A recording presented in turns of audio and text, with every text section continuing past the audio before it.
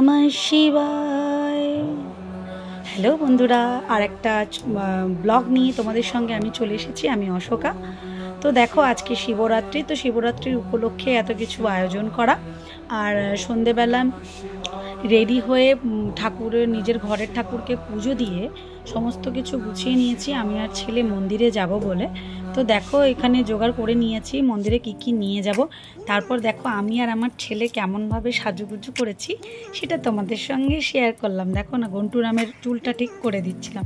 তারপর ছেলে একটু ভিডিও করে দিল, আমি একটু শাড়িটা পরে ঢং ঢং রং সব দেখিয়ে নিলাম। যাই হোক, আমাকে কেমন লাগছে সেটা কমেন্ট করে বলো। আর আমরা বেরিয়ে পড়েছি তালা ঠালা লাগিয়ে। আর দেখো আমার মানে গেঁচো বাঁদরও বলতে পারো এটাকে, মানে স্থিরতা নেই বডিতে একটুও। আমি মানে পাগল হয়ে যাব এবার কোন দিন। তো যাই হোক, ওকে ফুলটা দিলাম হাতে, ও নিয়ে যাচ্ছে, কেন আমি একা হাতে সব ধরতে পারছিলাম না ভিডিও করব বলে। তো দুজনে মন্দিরের উদ্দেশ্যে দুজনে রওনা হলাম। আর তারপরে আমি যেগুলো বলছিলাম, সেই যে আজকে শিবরাত্রি, হাই ফ্রেন্ডস এসব বলছিলাম। তারপর ছেলেও বললো, মা আমি একটু হাই বলবো। এগুলো বলে দাও তাহলে হাই বলবে যখন। আর এই বক বক বক করতে করতে প্রায় মন্দিরের কাছে চলে এসেছি। বাড়ির সামনেই মন্দির, বেশি দূরে নয়।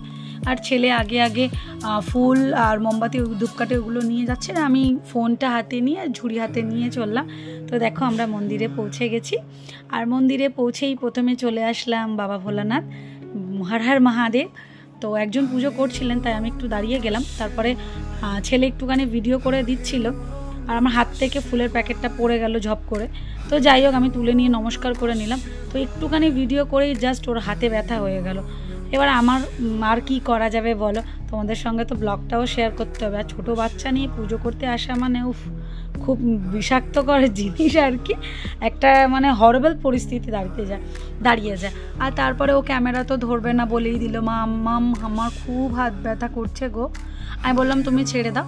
তো মন্দিরেরই একটা পাঁচিলের মধ্যে মোবাইলটা সেট করে দিয়েছি, আর সেখান থেকেই ভিডিওটা হচ্ছে। তোমরা আশা করি বুঝতে পারছো কি না জানি না, বাট দেখো ভিডিওটা অনেক দূর থেকে হচ্ছে। এই দেখো সেটিং করে দিয়ে চলে এসেছে, কেন ওইটুখানি ভিডিও শ্যুট করে দিয়ে বলেছে ওর হাতে প্রচণ্ড ব্যথা। তো আমি আর কিছু বললাম না, মন্দিরের মধ্যে আর কী বা বলবো বলো, একটুও কথা শোনে না। তো মোবাইলটা সেট করে দিয়েছি, বাট দেখো তার সামনে গিয়ে বারবার নাচছে, মানে ও ভিডিওটা করতে দেবে না, মানে এমন বদমাশ। এই ছোটো বাচ্চা কাচ্চা নিয়ে একা মন্দিরে আসা মানে প্রচণ্ড রিস্কের ব্যাপার। তার কারণ এদিকে চলে যাচ্ছে, এদিকে ওদিকেও খেয়াল রাখতে হচ্ছে। চারিদিকে ধূপকাঠি মোমবাতি জ্বলছে, বা পুজোর কোনো জিনিসে যদি হাত দিয়ে দেয় মন্দিরে যারা আছে তারা কি বলবে, তাই ভাবলাম কে কী বলবে না বলবে। আর আমি ওই জন্যই আর কি, মানে এতটাই ওর বিরক্ত হচ্ছিল ওখানে গিয়ে, মা কখন যাবে মা কখন যাবে বলতে। আমি বাবু আগে পুজোটা আমাকে করতে দাও। দেখো না কি করছে, দেখো দেখো এই দেখো, এই দেখো ওই দেখো গেছো বাদরটা শুধু লাফালাফি ঝাপাঝাপি। অ্যাকচুয়ালি আমাদেরকে, আমি ওই ছেলের যেহেতু পরীক্ষা চলছিল, ওকে পড়িয়ে ঠড়িয়ে আনতে টানতে না এতটাই লেট হয়ে গেছে। আমি যখন পড়িয়ে নিয়ে বাড়ি ফিরছিলাম দেখলাম ঠাকুরমশাই আছে, আমি আস্তে আস্তে ঠাকুরমশাই বেরিয়ে গেছে। যাই হোক চলো, আমি আমার মতো পুজো করে নিই। আর আমার গেঁচো বাদর এদিকে দেখো কি সুন্দর করে একদম তোমাদেরকে ব্যায়াম দেখাচ্ছে। তোমরা যদি কেউ ওর ব্যায়ামগুলো করতে চাও, প্লিজ ভিডিওটা দেখে ব্যায়ামগুলো শিখে নাও। রোজ বাড়িতে প্র্যাকটিস করবে, হ্যাঁ, ও আমাদেরকেও শেখায় বাড়িতে, এরমভাবে ব্যায়াম করো ওরমভাবে ব্যায়াম করো। ওর পাপাকে ভিডিও করলে পাপাকে ব্যায়াম শেখা, পাপা একটা নতুন ব্যায়াম শিখেছি দেখো। আর মানে আর কি করবো, এই নিয়েই তো আমার দেখো আমার হাসিও পায় ওর জিনিসগুলো। ওকে বারবার আমি পুজো করতে করতে না পুজোতে ফোকাস করবো না, ওর দিকে দেখছি ওর লাফালাফি, আমি তুমি কী করছো এগুলো, হাত পা লেগে যাবে, পরীক্ষা শুরু হবে এই বলছি। আর ওই যে দেখছো একটা মাসি এখানে ঘোরাঘুরি করছেন, উনি আমার একটা পরিচিতাই পাড়াতেই থাকেন। উনি বলছে বাবা ওরকম করিস না, হাতে পাতে লেগে যাবে। কে কার কথা শোনে, ওর মতো চালিয়েই যাচ্ছিল। আর এই যে আমি এখানে একদম ঠাকুরের সামনে মাথা ঠুকে প্রণাম করে সমস্ত কিছু মনের আশা আকাঙ্ক্ষা সমস্ত বলে দিলাম। আর তারপরে আমি ওকে বলেছিলাম যে বাবা আমি পুজো করার পর তুমি করবে, যখন দেখেছি দেখো না জল দেবে। দেখো দেখো দেখো কী করছে, জল কেমন করে দেবো মা, জল দিচ্ছে, বলছি ফলটা দাও, তো কী করছে ফলটা নিয়ে বলছে এটা নিয়ে বাড়ি চলে যাবো। ও বাবা, আমি তো পাগল হয়ে যাচ্ছিলাম পুজো করতে, হাসবো মানে এমন জোকারগিরি করছিল আমার ছেলেটা। তারপর আমার পুজো কমপ্লিট হয়ে গেছে, আমি ধূপ মোমবাতিটা জ্বালিয়ে নিয়ে ঠাকুরের কাছে এবার দেখাবো, কেন ওখানে তো ধূপ মোমবাতি দেওয়ার কোনো ব্যবস্থা নেই। তো একটু দূরে আছে, দূরে ওখানে গিয়েই ধূপ মোমবাতিটা দেখাতে হবে। তো কাকিমাটা বলে দিলেন যে এখান থেকে তুমি ইয়ে করে নাও, নিয়ে ওখানে গিয়ে রেখে দিও।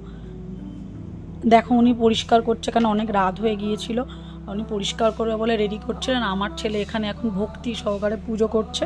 ঠাকুরের মাথায় ফুল দিচ্ছে, কত ভক্তি। সকালবেলাও আমার সঙ্গে জল ঢেলেছে, ঘরের ঠাকুরকেই সকালবেলা দিয়েছিলাম। তারপর মন্দিরে আসার আগে আরেকবারও আমরা দিয়েছি, তোমাদেরকে তো ভিডিওতে আগেই দেখলাম। তো আমি এই ধূপ মোমবাতি নিয়ে ঠাকুরকে দেখিয়ে নিলাম, ভোলানাথকে দেখিয়ে নিলাম। ওখানে অনেক ধরনের ঠাকুর আছে। আর এই মাসিমণিটা মানে কাকিমাটা বলছিল আমার একটা ছবি তুলে দে তোমা, আবার ওনার একটা ছবি তুলে দিলাম। আর এই যে দেখো, ওকে বলছি তুই আমার চোখের সামনে দাঁড়া বাবা, তুই এদিক ওদিক যাস না, আমার মা বলছে আমি তোমার ভিডিওটা বানিয়ে দেবো এবারে। আমার যে তাহলে দে, ওর তো আবার হাত ব্যথা করে ফোন ধরলে পরে, কিন্তু কার্টুন দেখার বেলা, গেম খেলার বেলা একদম হাত ব্যথা করে না। একটু ভিডিও করে দিতে বললেই ওর হাত ব্যথা করে, আজকালকার বাচ্চা। আবার মাঝে মাঝে যখন পড়াশোনায় ফাঁকি দেওয়ার থাকে, তখন আমি ধরো কোনো রিলস বানাবে, যে আমি কি তোমার ক্যামেরাম্যান হব, একটু বানিয়ে দিই না রিল। ওই রিল বানাতে গিয়ে আসলে তো পড়তে হবে না। তো যাই হোক, ফাঁকিবাজ দি গ্রেট। কালকে দিয়ে পরীক্ষা শুরু। এবার আমার পুজো দেওয়া হয়ে গেছে, ধূপ দেখানো হয়ে গেছে। এবার মন্দিরে কী কী ঠাকুর আছে দেখো, তোমাদেরকে দেখাই। মা কালী আছে, ওদিকে গণেশ ঠাকুরকে দেখলে, মধ্যিখানে ভোলানাথ। তারপর এইদিকে দেখো হনুমানজি, আর ওই যে শেরাওয়ালি না কি একটা ঠাকুর না, উনি। এখানে অনেকগুলো। তারপর আমাদের মানে মন্দির বন্ধ হওয়ার হবে করছিল, ওই যে কাকিমা পরিষ্কার করে দিচ্ছিল। তারপরে একটা বাচ্চা মতো মেয়ে এসে গেছে, ও জল ঢালবে বলে। তো কাকিমা বললো ঢেলে নাও, আমি যতক্ষণ পোশাক করছি। আর এই যে এখানে ওকে প্রণামী দিতে বলেছে, ও ব্যাগ থেকে বার করে প্রণামীটা দিয়ে নমস্কার করেছে। আর আমাদের পুজো পাঠ কমপ্লিট সব হয়ে গেছে। এবার আবার আমরা ঘরে যাওয়ার সময় দুজনে আবার বক করতে করতে যাচ্ছি, যে দেখো আমাদের পুজো কমপ্লিট হয়ে গেছে। আর কিছু ফটো তোমাদের সঙ্গে শেয়ার করলাম, তোমরা অবশ্যই দেখো। আমার সোনামা কত সুন্দর একটা পোজ দিয়ে ফটো, আমাকে দেখো না, আঁচলটা ভালোভাবে গায়েও নিতে দেয়নি, যে ফটো তুলে দিচ্ছিল দাদুটা। তো গুড নাইট, শুভরাত্রি।